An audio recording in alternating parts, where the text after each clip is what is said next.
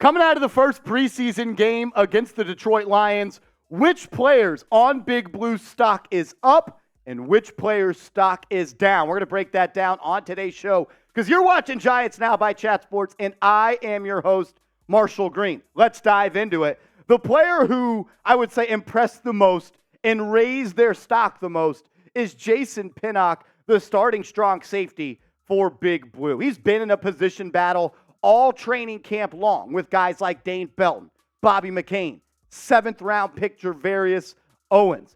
But with the performance that Pinnock had, first play of the game, he had an interception. Second play of the game, he had a tackle for loss. And then before he was taken out, he had a pass breakup. Jason Pinnock's stock is up, and I would be shocked at this point if he is not the starting safety for the New York Football Giants Week 1 on Sunday Night Football against the Dallas Cowboys. But I want to ask you this question. Dane Belton is also someone that I feel like stock is up. He had an interception, and he had another interception at training camp on Monday. So I want to ask you, if you could only have one of these guys as a starter, who would it be? Type their initials down below. From stock up to stock down, Korey Cunningham as well as Wyatt Davis. I am going to include both these guys into one human being because they were both god-awful. They ruined my Friday night watching Tommy DeVito and this offense. I was begging, I was pleading for DeVito to be able to hit his back foot and have some time to read the defense, but he couldn't because Korey Cunningham had a terrible performance. And Wyatt Davis, a guard, was lined up at right tackle, and he also had a terrible performance. The backup offensive line was bad, and I'm a little bit concerned. So for that reason, Korey Cunningham and Wyatt Davis, their stocks are both down at this moment. Let's stay on the offensive line. Let's focus on the interior. What about the second-round selection, the rookie out of Minnesota, John Michael Schmitz? He was the lone bright spot on this offensive line. It looked like the Giants have found their starting center for the foreseeable future in John Michael Schmitz. 23 pass block snaps for Schmitz on Friday night. Didn't allow a pressure, didn't allow a sack, didn't allow a QB hit. He was great in the pass blocking department. I thought he also looked good in the run blocking area and aspect of his game. You saw the quick feet. You saw the strong punch, and you were getting a good look at the starting center of this team for the next couple of years. Show our rookie center some love, though, because I can't remember the last time the Giants had a stud rookie center. Was it Sean O'Hara? Has it been that long? Type his initials. Say my name. Type JMS in the comment section. As Giants fans, we got a center. Let's go to the defensive backfield and focus on Amani Oruwariye. I thought when the Giants signed Oruwariye in NFL free agency, he was going to be a guy that was going to make this roster, and I was ready to write it in pen. But at this point, I'm looking for a pencil with a strong eraser because I think Oruwariye gets cut. I just haven't seen enough from him in camp. He didn't look good in joint practices, and to be quite frank, he didn't look all that good in the preseason. And with the Giants using Trey Hawkins and Deonte Banks as the outside corners with Adoree Jackson in the slot, I don't think the need for too many extra outside corners is necessary. We know they like Cordell Flott. We know they like Nick McLeod. I think it's going to come down to Rodarius Williams and Amani Oruwariye to see which outside corner is going to make this team. And to be quite frank with you, Rodarius Williams didn't look much better as well. Let's go back to the rookie class, and this time, another day 3 selection. The interior defensive lineman, the nose tackle, Jordon Riley. And that's Jordan with an O. And I'm going to remember that forever because Jordon Riley really impressed me against the Detroit Lions. There were a couple of plays where the Giants had their backs against the wall. It was 3rd and short, 4th and short, run-down situations. And Riley was not only able to take on blocks, he was able to shed blocks and make plays at or near the line of scrimmage. And the Giants, they needed another interior defensive lineman to take some of those plays off of the back of Dexter Lawrence. And Brian Baldinger, one of the best NFL analysts in the game, has noticed what Riley has been putting on tape. Quote, this kid can anchor. He can hold his ground. You've got to love what you're seeing from Jordon Riley. This guy can hold the point. The Giants need this badly. They need this because Dexter Lawrence can't play as many snaps as he did last year.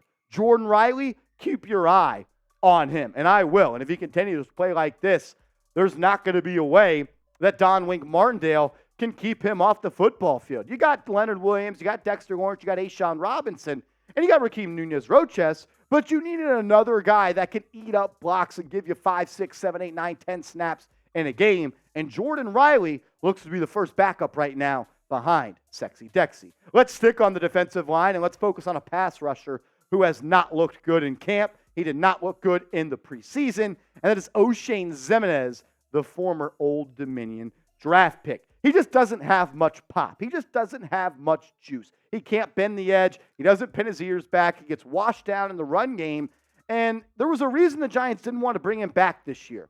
But due to it being a numbers game at that position and them being more thin than they would like, they had to bring him back. I don't know if he makes this team, though, because there was a couple of young guys that we'll talk about in a little bit that really stepped up. We also have an awesome sale going on right now. I don't got my Nike tee on today. You guys know I'm a big Nike guy. Just do it. But there are Giants Nike t-shirts that are on sale. We've got crew necks. We've got t-shirts with the logo. You saw the Darren Waller jersey. Take advantage of the deals before they are gone by going to chatsports.com/NYG sale. That is chatsports.com/NYG sale.